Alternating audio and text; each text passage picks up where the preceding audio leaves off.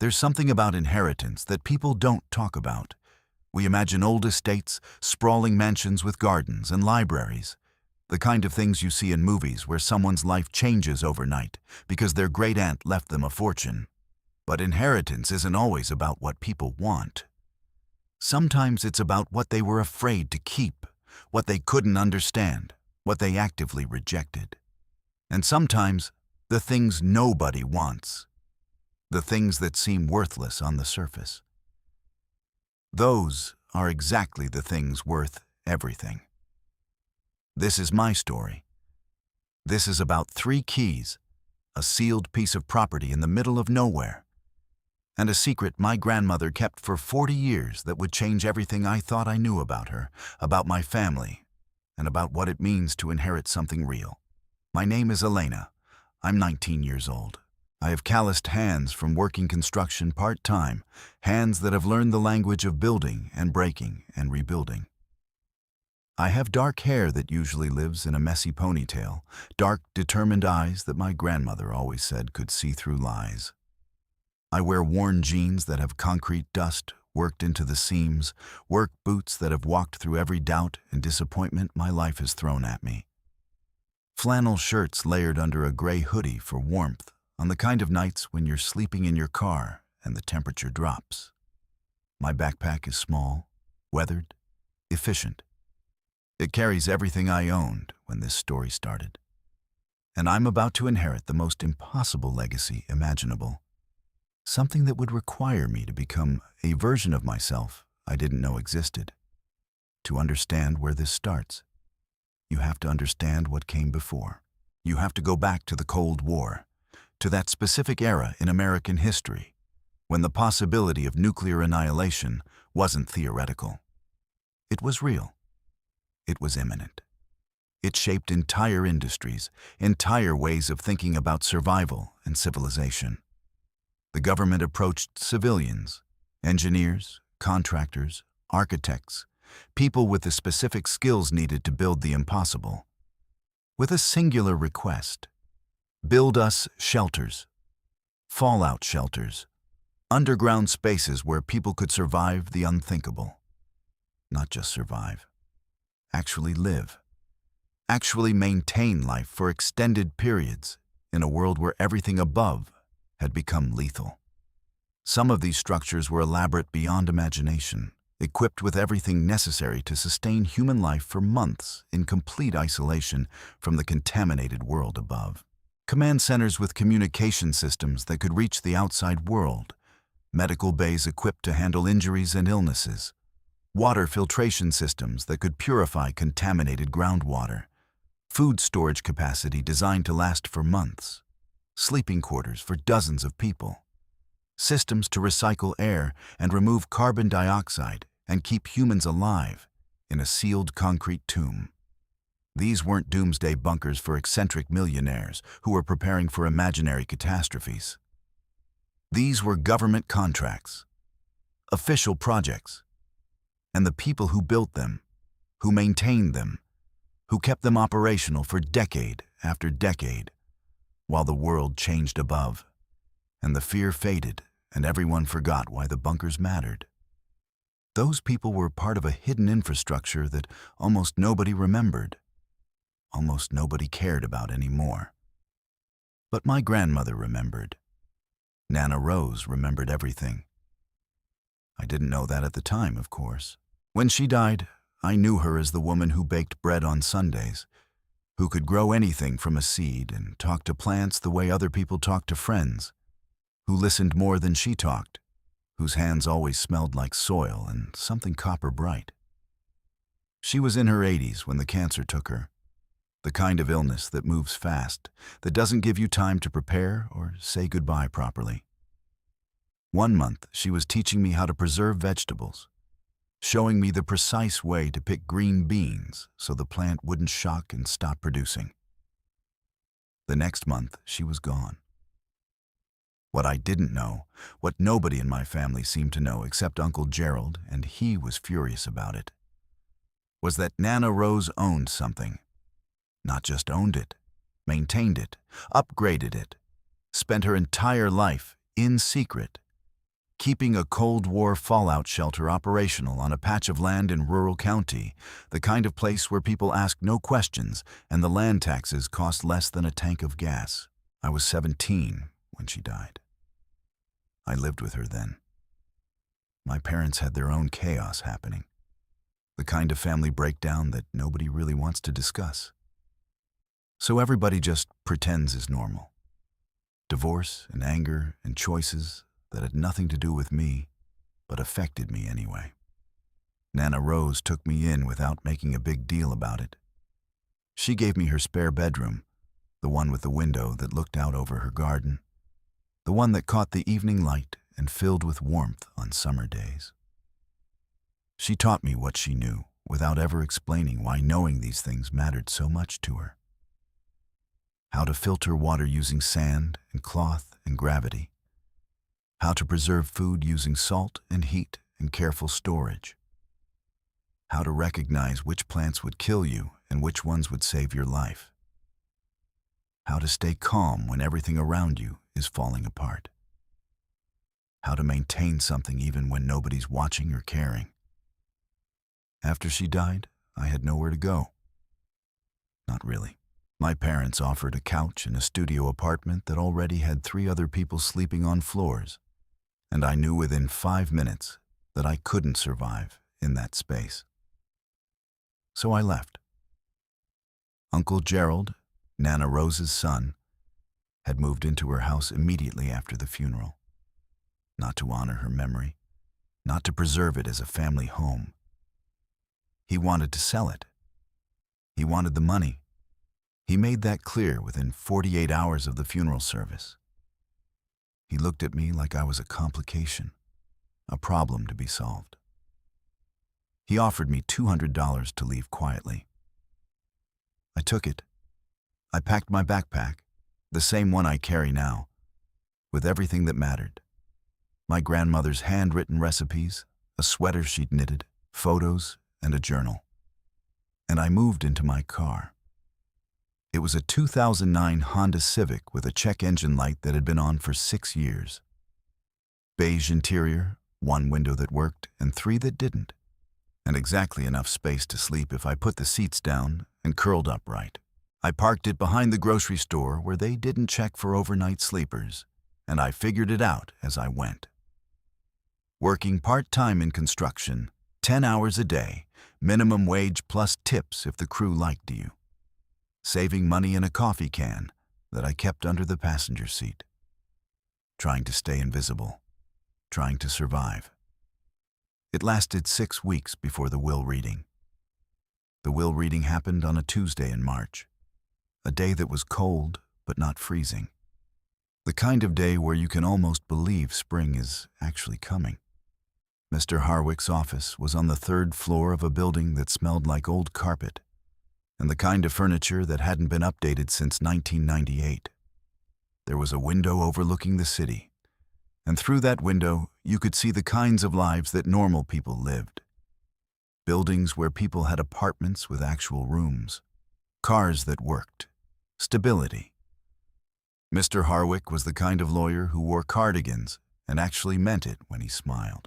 He had kind eyes behind wire-rimmed glasses, the kind of eyes that had seen a lot of human behavior and still believed most people were good. He looked at me when I came in with what I later understood was a very specific kind of recognition. He'd known my grandmother for 32 years. He'd probably known her the way you really know someone, not just as a client, but as a human being with secrets. "Thank you all for coming, Mr. Harwick began, and he settled into his chair, and I could see him preparing himself for the conversation he knew was about to happen. "I'm reading the will of Rose Margaret Whitmore, deceased. The vast majority of the estate," he continued, "goes to Gerald as primary heir. The house valued at approximately $420,000. The bank accounts totaling $175,000. The vehicles, the furniture, the contents of the safe deposit box, excepting one specific item which I will address separately. These are distributed as follows." He read a document, line by line, and my uncle's expression changed. It softened. He smiled. It was the smile of someone who'd won, who'd been owed a victory for a very long time, who felt the weight lift off his shoulders as he realized he was about to be rich. He was already mentally spending the money. You could see it in his face. He was dividing $600,000 in his mind, thinking about what he wanted, what he deserved, what had been stolen from him by growing up in a modest family with a mother who didn't understand ambition. But then Mr. Harwick adjusted his glasses and continued, and the temperature in the room changed. However, there is one specific bequest that requires particular attention. This bequest has been carefully preserved through multiple revisions of the will, most recently updated 6 months prior to your mother's death. Elena Cortez. He said my name like he was blessing something. I felt my stomach drop. I had no idea what was coming. Elena, your grandmother left to you the property known as Lot 47, subsection B, located in Whitmore County, unincorporated territory. The property encompasses approximately 14 acres. Additionally, she has left you 3 specific keys and all associated maintenance documents pertaining to the improvements made on that land. He produced an envelope. It was heavy. It was sealed with tape that had yellowed with age, and the tape itself felt like it was holding secrets together. The deed is in your name, effective immediately upon her death. As you are currently under 18 years old, the 3 keys are held in trust by my office until your 19th birthday, which I believe is in approximately 2 months. After that date, the keys are yours with no conditions, no restrictions, and no claims from other family members. This specification has been included in your grandmother's will through multiple revisions. The most recent revision was made 6 months ago during her final hospitalization, witnessed by her physician and by my colleague, Mr. Thomas Michaels. The changes have been recorded with the county and are legally binding. Uncle Gerald's expression changed. I watched it happen. It was like watching a door slam shut. His face went red. The smile disappeared. He stood up fast enough that his chair rolled backward and hit the wall. "That's ridiculous," he said, his voice hard and sharp. "That land is worthless. It's a concrete pad in the middle of nowhere. I've seen it. I drove out there when your mother was still alive. And it's nothing. A slab. A waste." She lost her mind. Mr. Harwick simply smiled, a sad, kind smile, and handed me 3 keys. They were old, heavy, made of brass that had turned almost green with age and oxidation. One was large and square-headed, the kind of thing you'd use on heavy machinery, the kind of key that required strength to turn. The other 2 were smaller, more standard in appearance, but still ancient-looking, still heavy with significance. I held them without understanding what they meant. My hands were shaking slightly. "The documentation is substantial," Mr. Harwick said, placing a folder in front of me on the table. It was thick. I could see the edges of dozens of pages inside. Your grandmother was meticulous about record-keeping. Everything is accounted for. I strongly suggest you familiarize yourself thoroughly with the contents of this folder before accessing the property. The deed shows that the land has been in her name since 1978. Before that, there are government contracts, blueprints, maintenance records, and installation documentation that she carefully retained copies of. Those are all in the folder as well. I also suggest that before you take any actions regarding this property, you call me. I have resources and contacts that may be helpful. That was it.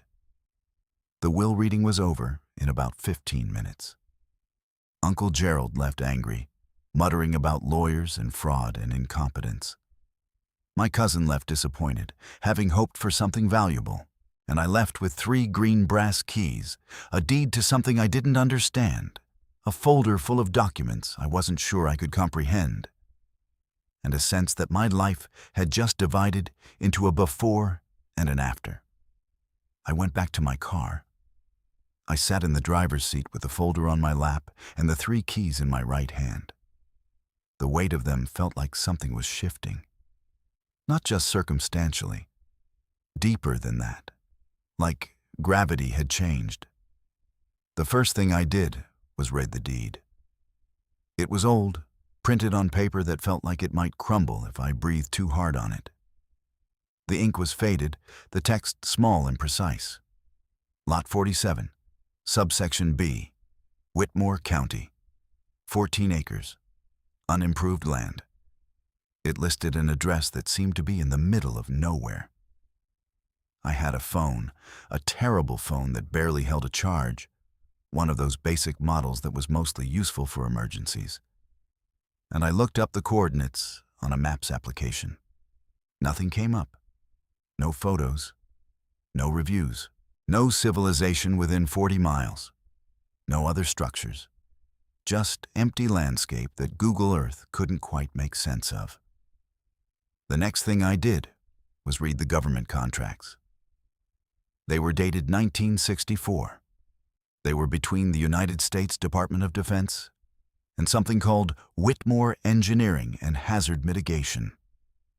It was a contract to construct what they officially called a civilian protective structure in case of nuclear emergency. The structure would need to be rated for fallout protection and protection against contaminated water infiltration. It would need redundant life support systems, water filtration and purification capability, food storage capacity for a minimum of 2 weeks for 25 persons. It would need communication capability and medical equipment. The contract was detailed, technical, specific, and the person listed as project lead and chief engineer was Rose Whitmore. Rose Margaret Whitmore, my grandmother. I didn't sleep that night. I read everything in that folder. There were receipts for supplies purchased in 1964 for concrete and rebar and electrical wire.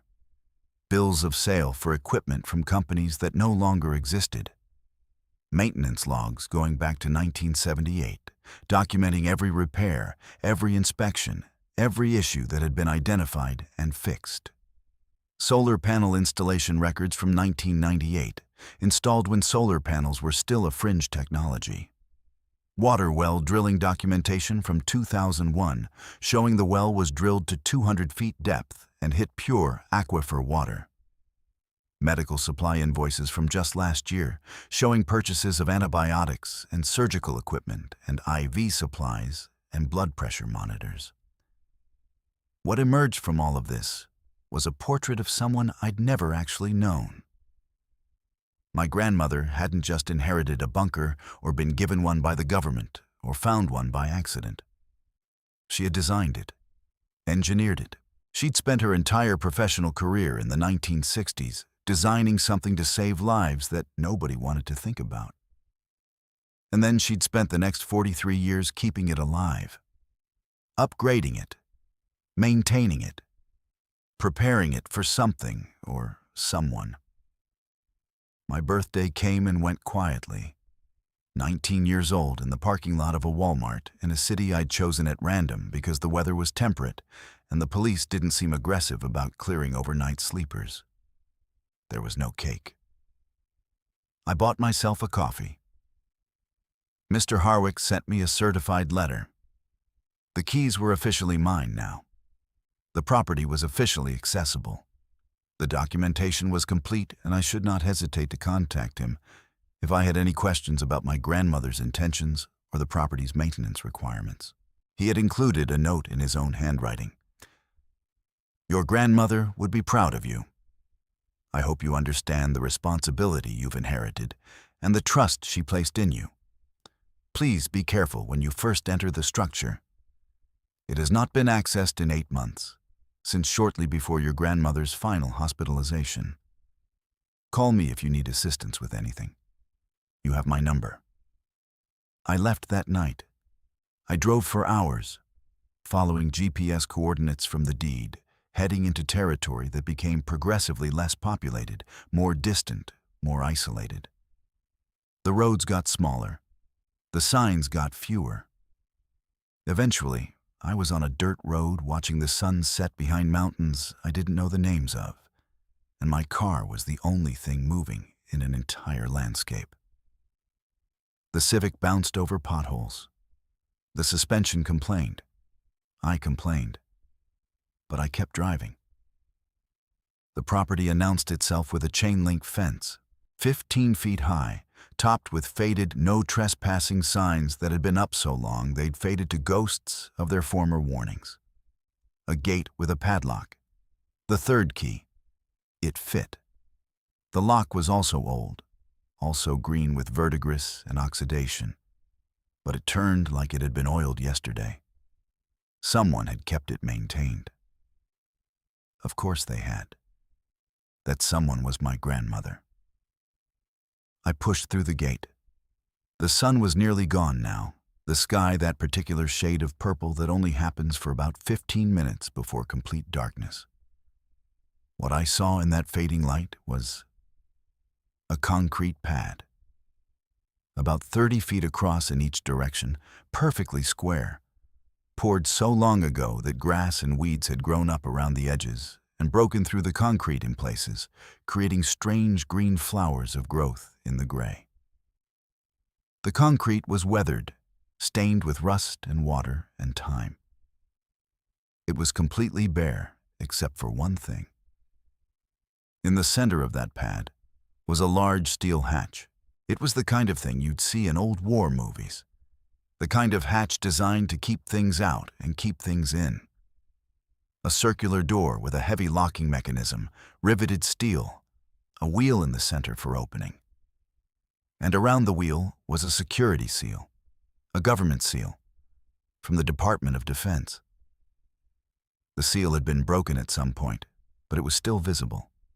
Visible and official and real. United States of America, the seal read. Fallout Protection, 1964. I stood on that concrete pad as the light failed and felt something shift inside me. The world felt different.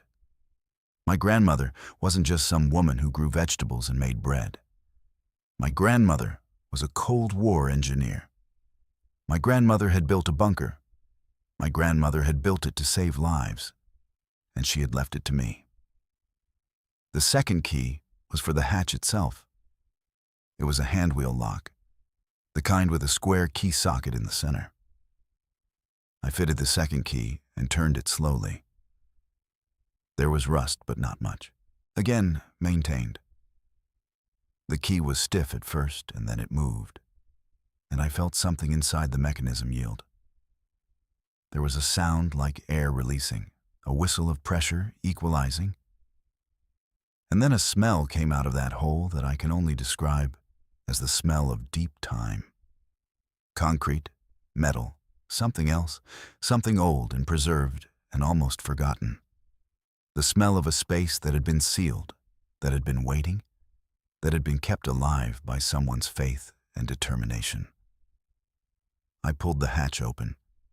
It was heavy. It weighed more than I could imagine, riveted steel that had been engineered to withstand the pressure of nuclear fallout, to withstand years of weight and weather and time. I had to use both hands and all my determination to get it open enough to shine my phone light down into the darkness. And what I saw made me stop breathing for a moment. Stairs. Metal stairs descending into a space that my light couldn't reach. Metal railings on either side, also painted green with age and dust. A corridor below that. Lights. Old panel lights in the ceiling, dark and cold, waiting to be awakened. This was it. This was the bunker. This was real. I didn't go down that night. I was smart enough to know that descending into a sealed underground space alone, without backup, without anyone knowing where I was without a way to call for help if something went wrong. That was a very specific way to die. I'd heard stories about people who went into sealed spaces and got trapped, or were overcome by gases, or simply fell and couldn't get back up. Instead, I closed the hatch, locked everything back up with shaking hands, and I drove to the nearest town. It was called Whitmore, which wasn't a coincidence. It was where my grandmother had been born. She'd grown up here, gone to school here, met my grandfather in a diner that probably still existed. She'd been a girl in a small town and seen something that changed her entire life. The town had a motel, 16 rooms, weathered wood, a proprietor who looked like he'd been there since 1987 and was made of the same material as the building. He gave me a room without asking questions. It was clean. There was a landline in the office where I called Mr. Harwick at 10 p.m. He didn't sound surprised that I'd found the property, or that there was a bunker, or that I was calling him from a roadside motel at this hour. "The bunker is safe," he said over the phone. "Your grandmother had it inspected professionally 2 years ago. The structure is sound. The ventilation system is functional. The generator is operational. I strongly suggest that you explore it in daylight, with proper equipment, and I strongly suggest that you call someone before you go down, for safety purposes. I have a friend, Michael Oakes, who worked on the facility in the 90s, doing upgrades and repairs. He's local, retired, lives in Whitmore. He's a good man, and he understands what this place is. I'm going to give you his number. Tell him I sent you. He'll understand." He gave me the number. I called Michael Oakes from the motel phone the next morning.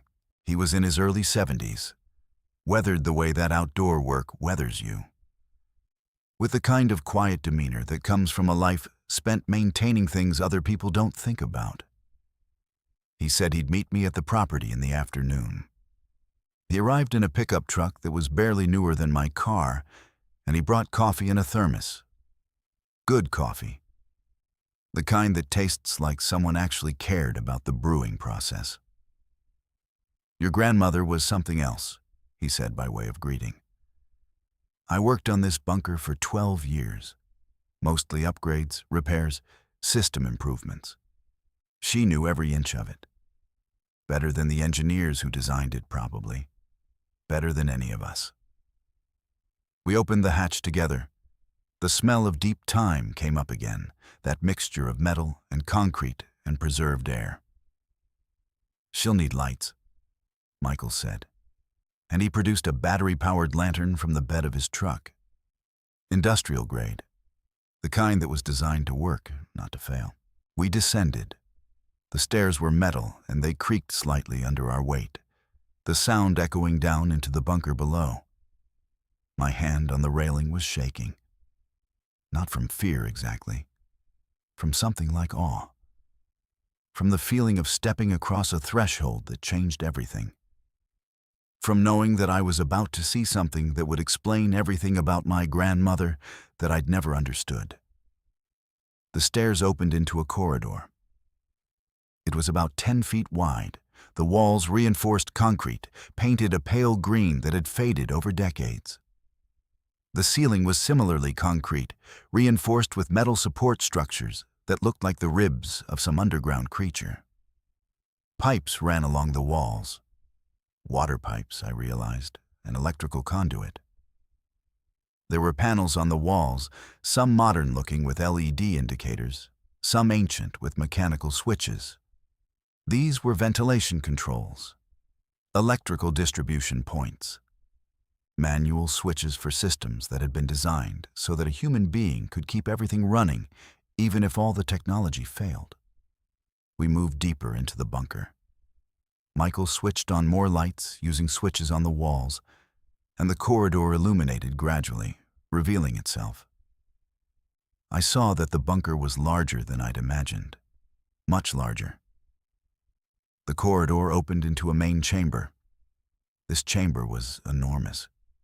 It stretched at least 100 feet in one direction, and I realized quickly that we were looking at a completely underground complex. A city below the city, except there was no city above. There was nothing above except grass and concrete and my grandmother's secret. 2,000 square feet of inhabitable space, Michael said. His voice was quiet, respectful. Built in 1964. Designed for 25 persons for up to 14 days with full sustainability. But your grandmother expanded it, modified it, upgraded it in ways that went far beyond the original specifications. He showed me the command center first. This was a room that made me understand what my grandmother's life's work had been. The room had what I can only describe as vintage military technology. A radio set, the kind you'd see in old war movies, with dials and switches that meant nothing to me. Communication equipment with cables that had been carefully organized and maintained. Monitoring systems with mechanical dials that could track air pressure, temperature, humidity, all the things that mattered in a sealed environment. Shelves with manuals, all carefully preserved, all indexed, all organized for someone who actually needed to use them. But alongside this vintage equipment was newer stuff. A laptop, solar-powered, connected to a satellite uplink system through a cable that ran up through the concrete. Modern communications alongside Cold War heritage. Equipment that my grandmother had carefully installed so that someone sheltering underground could reach the outside world if necessary. She wanted to be able to reach the outside world if anyone needed shelter, Michael explained. The original design had communication capability, but it was limited. Designed for the Cold War, designed for military communications, designed for specific frequencies and specific protocols. She upgraded it to modern standards, quietly, without drawing attention from the government agencies that technically owned the original contract. She was careful about it, very careful. She never wanted to use it. But she wanted it to be there, just in case. We moved deeper into the bunker. We saw the medical bay. It was stocked with supplies I didn't recognize, organized with meticulous care. Medications, bandages, surgical equipment, IV stands, oxygen tanks, all preserved in a sealed environment. The labels were recent, very recent. My grandmother had been maintaining and restocking this facility right up until a few weeks before she got sick. Antibiotics that wouldn't expire for 3 more years. Surgical gloves, trauma kits, things designed to save lives in an emergency. We saw the sleeping quarters, narrow bunk beds, military surplus, arranged in neat rows, blankets neatly folded, pillows sealed in plastic, the bathroom facilities, the shower system, simple but functional, a laundry area, all of it immaculate, all of it preserved like a time capsule of readiness. Then we came to the food storage. This was the moment when I fully understood what I was looking at.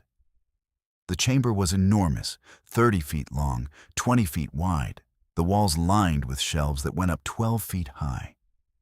And on those shelves, thousands of cans. Thousands of them. Spam from 1963, still sealed, still presumably edible. Beef stew from 1967. Beans from 1971. Vegetables, fruit, proteins, everything needed to sustain human life. All of it preserved in a sealed, temperature-controlled environment. Thousands upon thousands of calories, enough to sustain 25 people for months.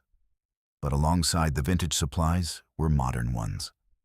Cases of freeze-dried food in Mylar packets, modern multivitamins, water purification tablets, fresh supplies that had been added as recently as last year. Your grandmother rotated stock, Michael said. She had a system. Every year, usually in spring, she'd come down here. She'd bring new supplies, remove the old ones, and donate them to food banks or use them herself. The oldest stuff, the historic pieces, she kept for the record, for proof that this was real, that it had been operational since the very beginning. The rest she kept current.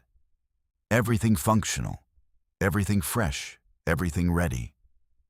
We saw the water system. A well that went deep into the ground, equipped with a hand pump that looked like it had been used thousands of times.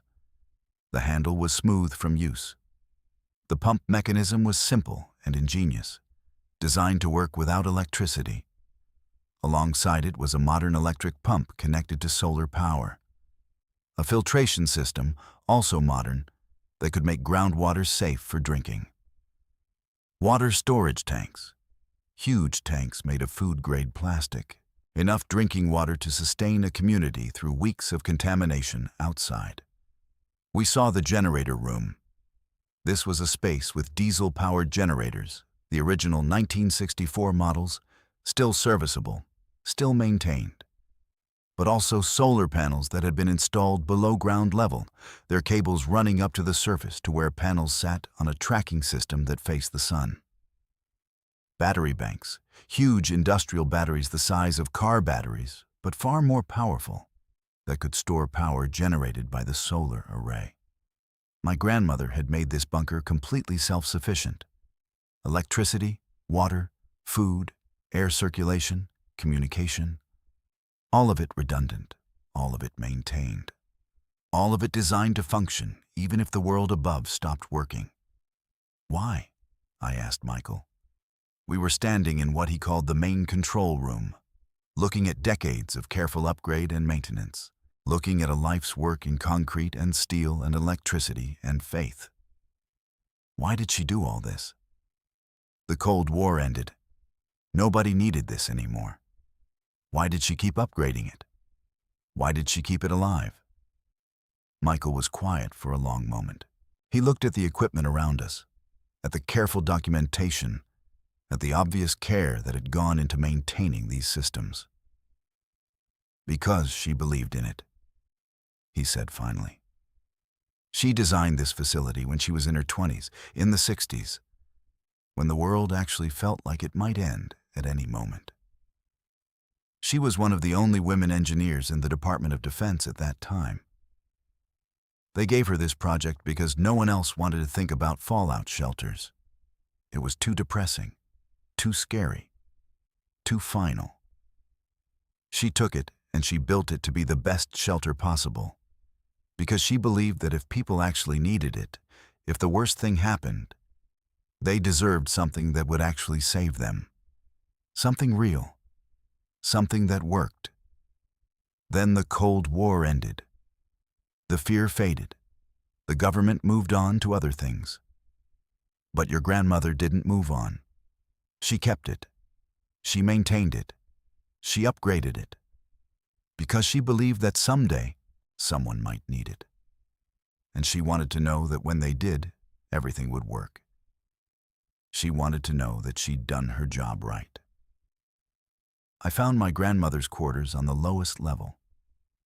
This was a small room, barely 10 feet square, with a bed that was military surplus but comfortable, with a mattress that had been used but maintained carefully, a desk made of old wood, burnished by decades of hands and work, a filing cabinet painted gray. And on the desk, arranged with precise care, was a logbook. I opened it with shaking hands. It was dated 1978. The handwriting was my grandmother's, the same handwriting that had written my name on Christmas cards, that had labeled jars of preserves with careful dates and contents, that had written love letters to my grandfather before he died, letters I'd only discovered after her passing.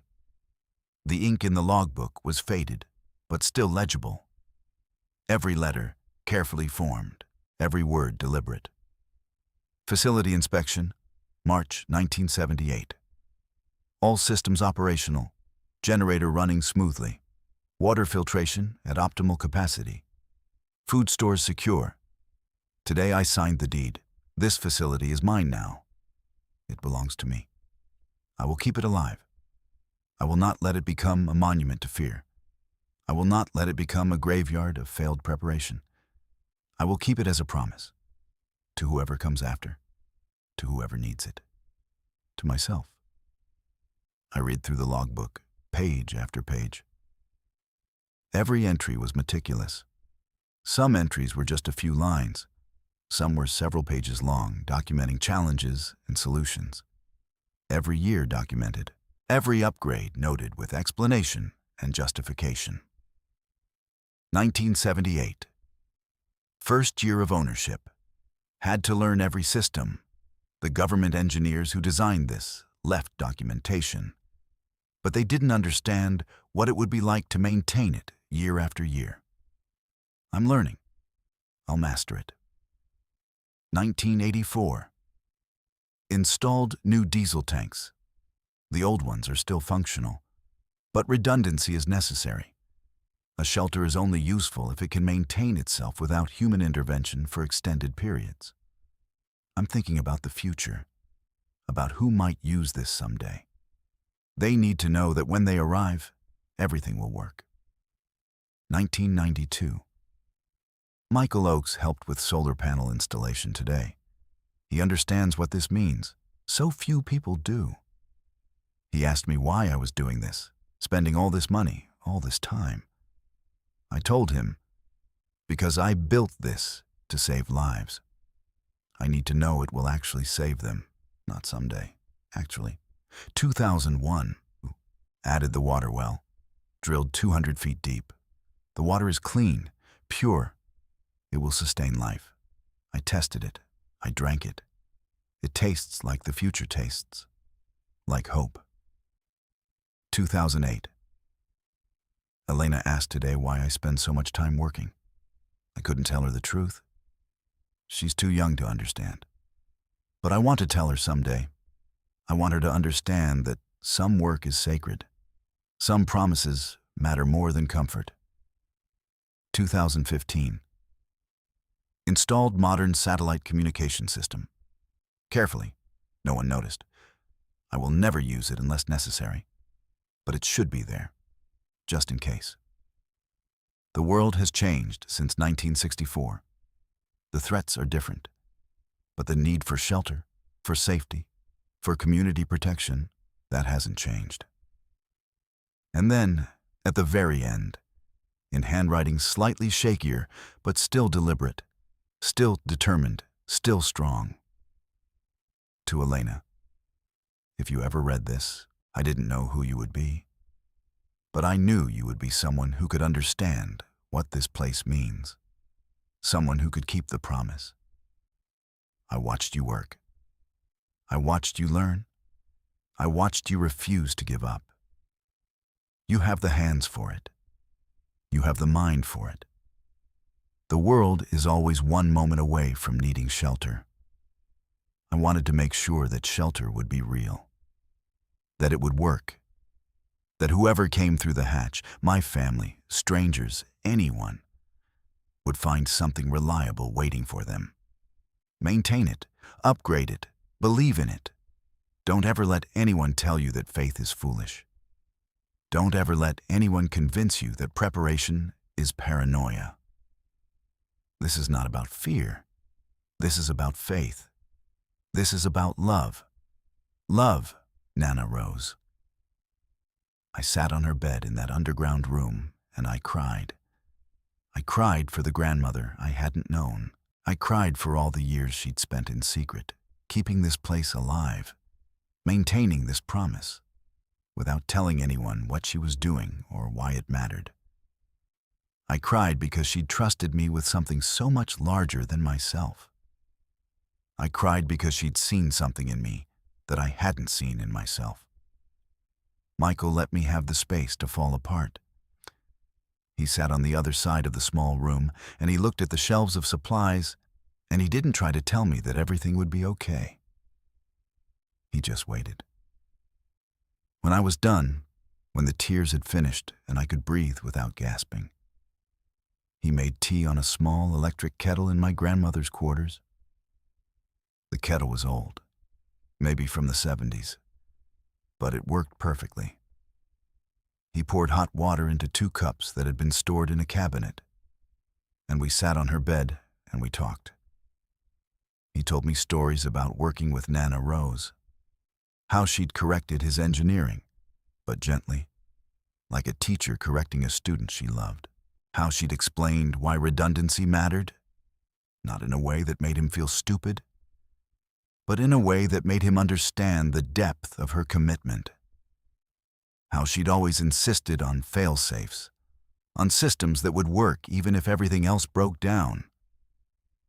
How she'd spent an entire afternoon teaching him about manual pumps and gravity-fed systems, explaining that technology fails, but mechanics endure.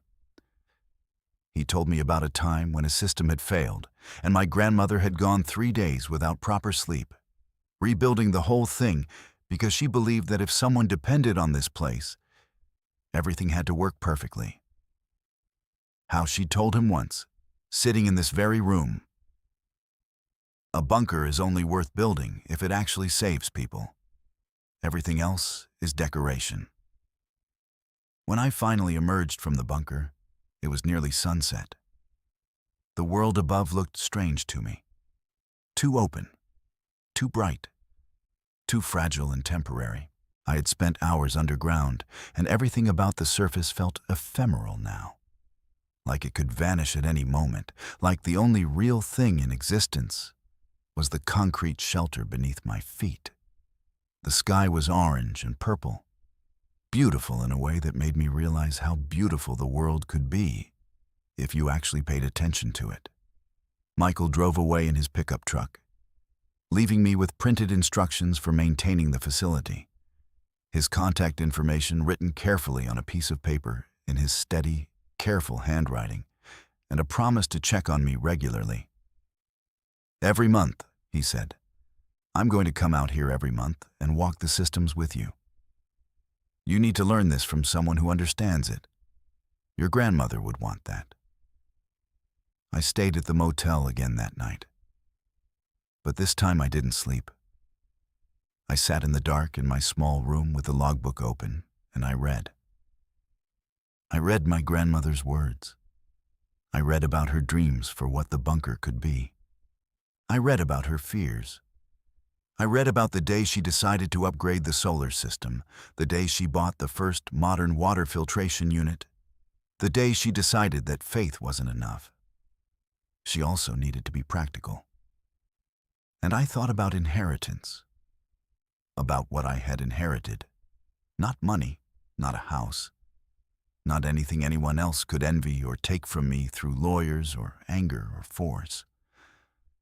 I had inherited a trust, a promise that had been made before I was born, a belief that something worthwhile is worth keeping alive, even when nobody's watching, even when nobody cares, even when the original reason for its existence has faded into history. Maybe that's the greatest inheritance anyone could receive. Maybe that's the only inheritance that really matters. The next morning, I drove back to the city. I had decided something overnight. I needed to confront Uncle Gerald. I needed to show him what he dismissed as worthless. I needed him to understand what he had rejected. I drove to my grandmother's house. He was in the living room, on his phone, discussing the listing price with a real estate agent. He was telling the agent that the neighborhood was up and coming, that the house had great bones, that it would sell within 2 weeks at a premium price. I told him I needed to show him something. I told him that my grandmother had left me something valuable. He laughed. He actually laughed. It was the kind of laugh that was mean without trying to be. The laugh of someone who is certain of his own superiority. He said that the only thing my grandmother had ever left anyone was work and disappointment. He said that I was being scammed, that Mr. Harwick was scamming me, that if there was any value in that land, he would have found it himself years ago. But I showed him the documentation anyway. I showed him the government contracts, dated and official, with the Department of Defense seal. I showed him 32 years of maintenance records, all written in my grandmother's careful handwriting. I showed him structural engineering reports. I showed him Michael Oakes's professional assessment, written on his letterhead, stating that the facility was worth approximately $3 million as a historical artifact and functional infrastructure. His expression changed slightly. Just slightly. A flicker. But then he said it was probably a scam, that Michael Oakes was probably in on it, that I was being taken advantage of by people who wanted my property. Uncle Gerald didn't believe it at first. So I invited him to see it. I told him the truth. If he wanted to understand what he'd inherited and rejected, he needed to see it with his own eyes. He came out a week later with his lawyer, a woman in an expensive suit who looked like she'd never been dirty in her entire life. Her name was Patricia Morse, and she carried a briefcase that probably cost more than my car. They stood on the concrete pad and looked at the hatch like it was a hallucination. I opened it. I used the large brass key. It turned smoothly. I pulled the hatch open, and the smell of deep thyme came up again. I showed them what was inside. The command center, with the vintage equipment and the modern satellite system. The food storage, with thousands of cans and thousands of freeze-dried meals. The water system, with the hand pump and the modern electric pump and the storage tanks. The solar array feeding batteries that could power the entire facility for months without external power. Their expressions changed. You could see the moment reality rewrote itself in their minds. This wasn't worthless. This wasn't a delusion. This was valuable, very valuable, and it was mine. Uncle Gerald's face went red. He started talking about fraud and elder abuse and manipulation. He said that my grandmother had obviously been mentally incompetent. He said that the will had to be invalid. He said that he was going to challenge everything. His lawyer, Patricia Morse, started making notes, looking at the bunker with the expression of someone calculating value. Uncle Gerald tried to contest the will. He hired lawyers. He filed motions. He claimed that my grandmother had been mentally incapable of making decisions, that she'd been unduly influenced by me and by Mr. Harwick, that the bunker was a liability, not an asset, that nobody would ever want such a thing, that it was probably dangerous and contaminated. But Mr. Harwick had been thorough. He had been preparing for this for years. The will had been revised multiple times, each revision dated, each one signed by my grandmother and witnessed by multiple parties. The lawyer who witnessed it, the physician who was present, all documented carefully. The most recent revision, done just 6 months before her death, was done with an attorney at her bedside. There was video documentation. There was testimony. My grandmother explained on video, her voice weak but certain, her mind completely clear, exactly why she was leaving the bunker to me and not to her son. "My son doesn't understand what this place means," she said in the video, looking directly at the camera. "He never has. He thinks it's foolish. He thinks it's paranoia. He thinks I wasted my life maintaining it. My granddaughter will understand. She has the hands for it, the mind for it, the heart for it. I've watched her grow. I've watched her work. I've watched her refuse to give up even when everything is difficult. This facility was built as an act of faith. I need to leave it to someone who believes in faith. Someone who believes that preparation is love. The courts ruled in my favor. Every motion was dismissed. Every argument was rejected. The deed was mine. The bunker was mine. The 14 acres of land surrounding it was mine. And now I had to figure out what to do with it. It wasn't about proving Uncle Gerald wrong, though that was a bonus. It was about understanding what my grandmother had given me, and what I was going to do with that gift. I spent months researching. I talked to local historians who were fascinated by the bunker. I talked to archivists from the county library who helped me piece together the history of Cold War shelters. I filed requests with the Department of Defense asking for any remaining government interest in the facility. They had none. The contract had been concluded in 1975. The government had moved on. They had no claim on the bunker. It was fully private property, entirely and completely mine. I talked to county officials about designating it a historical site. They were skeptical at first. A concrete pad and a hatch didn't sound historically significant. But once I brought them to see it, once I showed them the scope and sophistication of what was underground, they were extremely interested. They realized quickly that what they were looking at was a completely functional Cold War bunker, maintained continuously for over 40 years, continuously upgraded with modern systems, continuously improved and refined. This represented a piece of American history that was both unique and valuable. They designated it as a county historical landmark within 6 months. I began the process of creating a nonprofit organization. This process took longer than I expected. There were forms to file, bylaws to write, a board of directors to assemble. Michael Oakes agreed to serve as vice chair. Mr. Harwick joined as secretary. I called the organization the Whitmore Shelter Alliance, after the town and after my grandmother. The mission statement was simple: to maintain and preserve the Whitmore Shelter as a functional Cold War historical artifact, to educate the public about the engineers who built these structures and the civilian protection systems of the 20th century, and to promote understanding of preparedness as an expression of community care. I opened the bunker for educational tours. Historians came from universities, students came on school trips, people from the community came to see what my grandmother had built and maintained for so long. They came to stand in the food storage and contemplate what it meant to prepare for catastrophe. They came to touch the manual hand pump and understand how humans survived before electricity. They came to read my grandmother's logbooks and realize that someone had cared enough to maintain this for decades.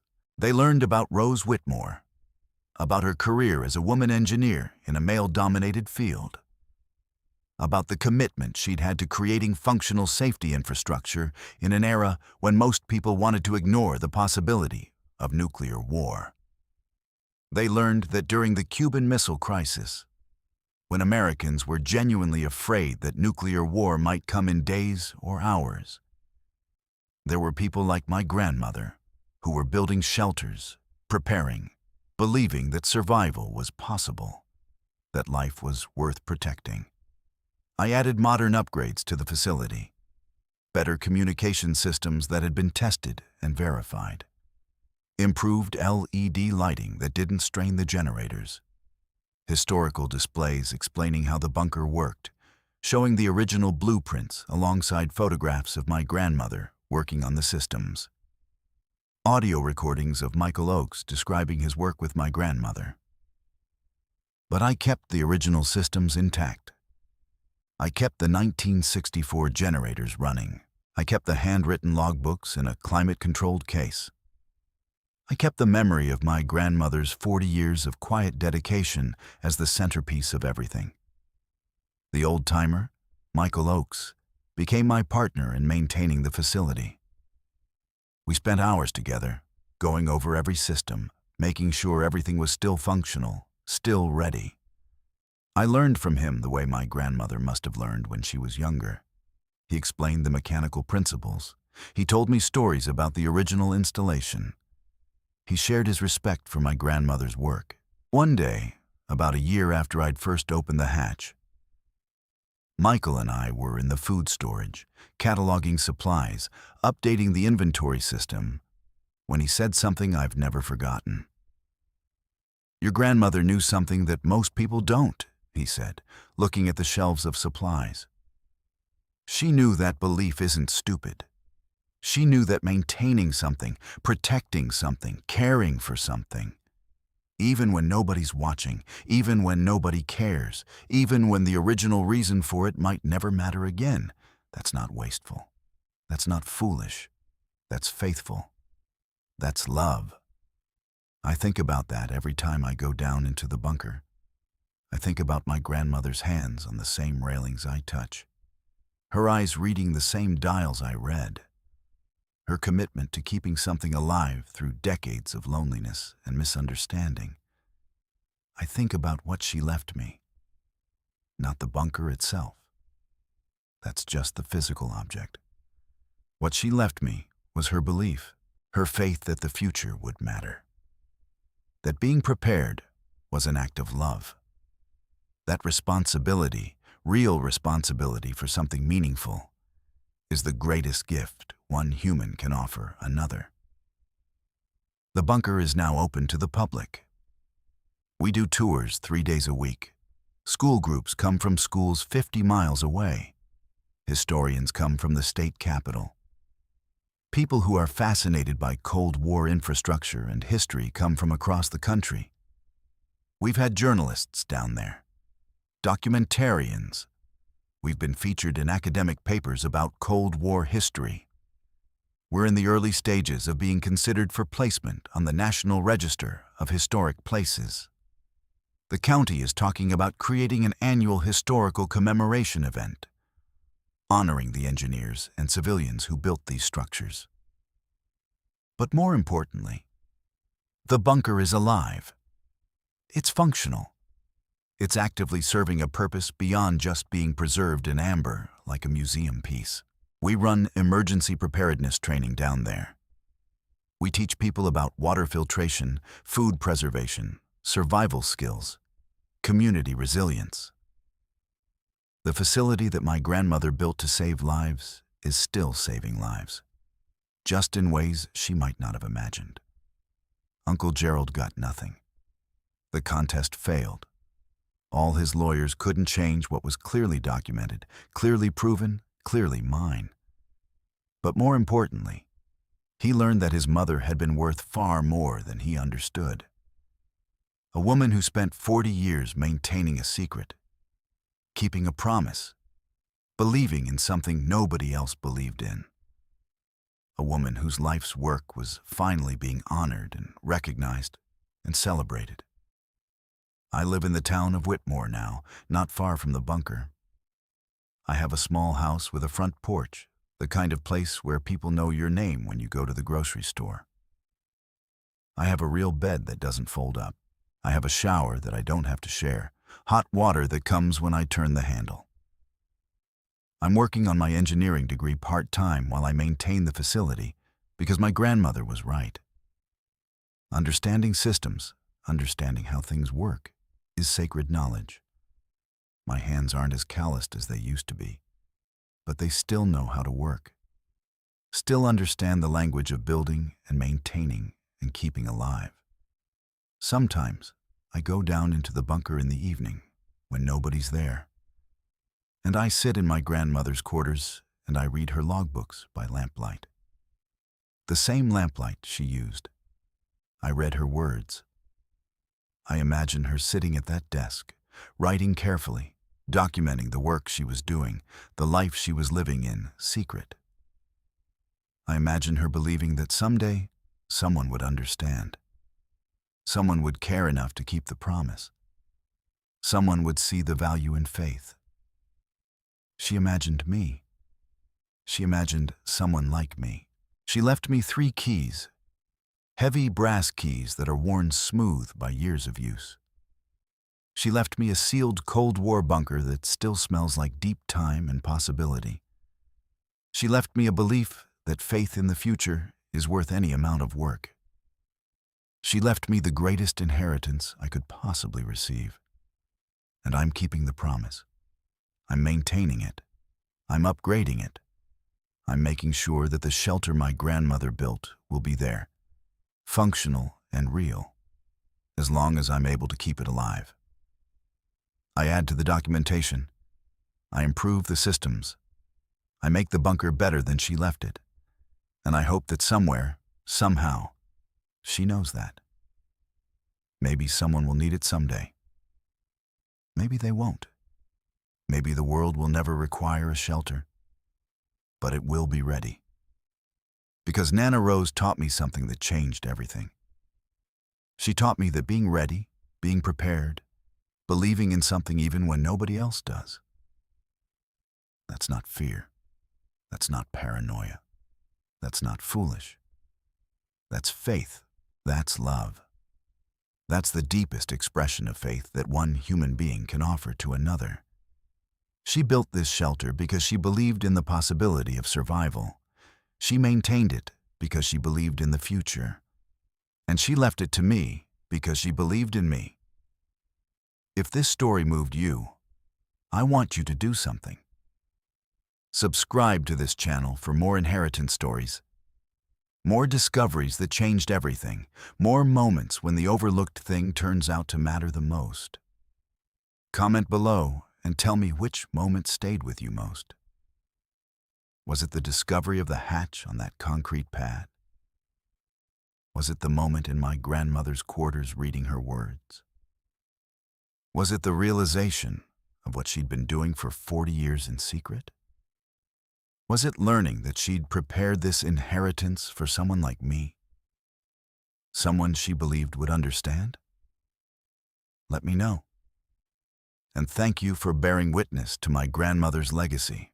Thank you for understanding that some inheritances aren't measured in dollars. They're measured in belief.